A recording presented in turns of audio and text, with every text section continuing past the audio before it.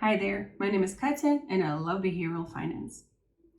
Today's topic that I hope we can demystify together is the illusion of control bias. Your mind is a powerful machine, but like everything else, it has limits. I want to start our exploration with an intriguing question. Why do our brains cheat? Let's meet Gladys here. Like me, Gladys is a big Lord of the Rings fan. And just like all of us, every day Gladys is flooded with new data.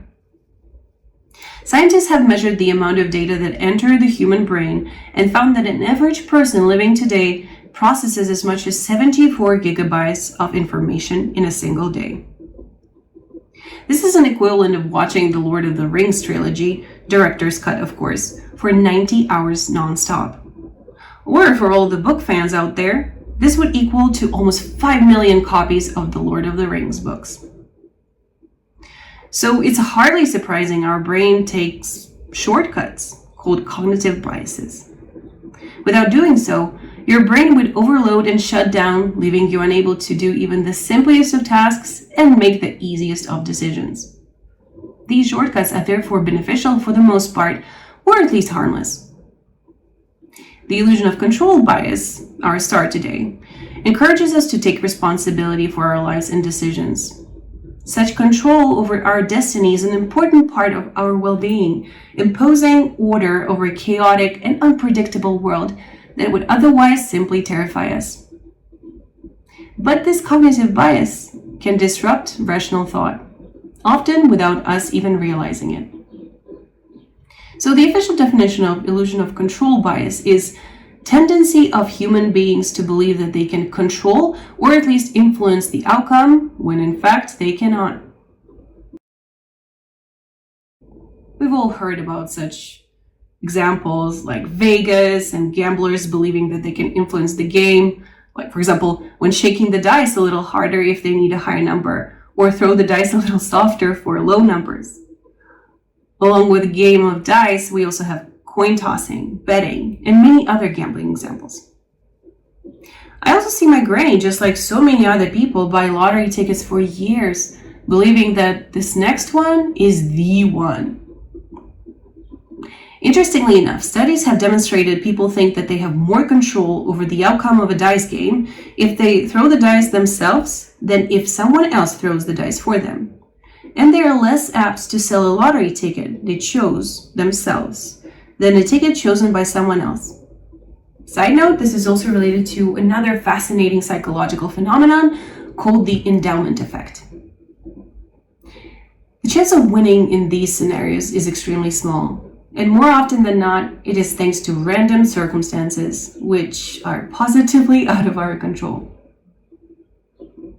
Another study that I like to call out is that of Ellen Langer of Harvard University, who found that choice, task familiarity, competition, and active involvement can all inflate confidence and generate control illusions. Langer called these elements skill cues, things that trick us into believing that we possess certain skills that would aid our performance.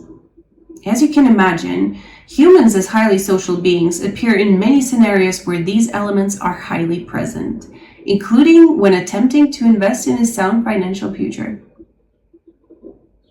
We can see the following patterns in investing strategies of those market participants who project inflated confidence in their actions. The first one is frequent trading. This is due to the fact that the investor believes that they possess more control over the outcomes and they therefore can outguess the market. As we know from the studies conducted by Fidelity in 2019, only 23% of active managers outperformed their passive counterparts over a 10-year period. Undiversified portfolios is the next element. Some investors tend to gravitate towards those companies over whose fate they feel some amount of control. Yet again, this assumption is largely based on an illusion, as portfolios with low diversification can hurt the investors in the long term when they make their investment performance depend on a limited amount of investment vehicles. The next one is limit orders, aka the type of order to purchase or sell a security at a previously specified price or better. This gives our investor a full sense of control and complacency, which in turn can cause them to overlook opportunities and potentially make purchases that could be detrimental to their portfolio success. Last but not least, overconfidence. This can sometimes be sourced from the assumption that, for example, one can be a brilliant business person, which will lead them to believe that they can possess the same amount of control over their investments. But in reality, we're talking about two different things here, which also have different levels of unpredictability. So, what should we do if we want to mitigate the negative effects of this bias?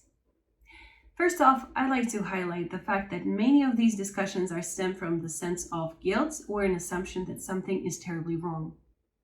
But I like to call in the idea that these cognitive biases are only natural, and most of us operate through these biases as well, even when we are aware of their existence. The key to mitigating any negative outcomes from our operating systems is our self-awareness and mindful decision-making. We can use these conversations as a springboard to improve our relationships with money, our decision-making, and even to inspire personal growth. So, my recommendation is to try these tips for managing the effects of illusion of control bias in a healthy way. The first step is an increased awareness and education. Investing is probabilistic activity. We as investors need to realize how complex the domestic and global markets are and how many triggers can be at play at any given moment. The second step is to analyze decisions logically. Imagine you did purchase a company stock and a month later, the company releases a never-seen-before technology that makes the stock prices take off like crazy. Can you really fairly say that your decision to buy was somehow affected by the information that you were not even aware of at the time of the purchase? This humbling experience can be quite eye-opening. Third step is to seek contrary viewpoints, aka think outside the box. Try grasping as many factors that can work for or against you. Ask yourself, why am I making this investment? What are the risks? And so on. Lastly, keep records. Save the information about your transactions and your rationale for these. Write down your predictions and see how your performance will play out in reality. This needs to be done over a long period of time though, as one win does not necessarily lead to another. These techniques will help investors monitor their performance in a rational way and keep their biases in check.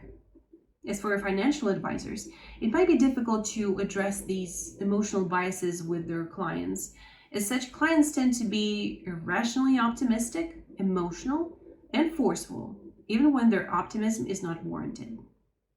They usually have high risk tolerances and see themselves as strong-willed and confident.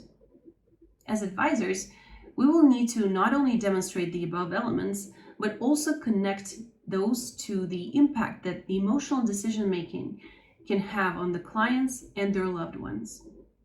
As with every interaction, positive results will always stem from trust. Trust in our own rationality, our intentions, our self-awareness, and the trust in our advisors and clients.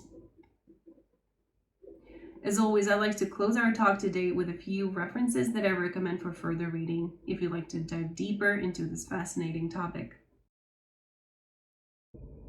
I hope this discussion was helpful to you. And please feel free to share any examples from your own lives where you saw the illusion of control bias at play. I'd love to hear your thoughts. Thank you so much for your time, and until next time.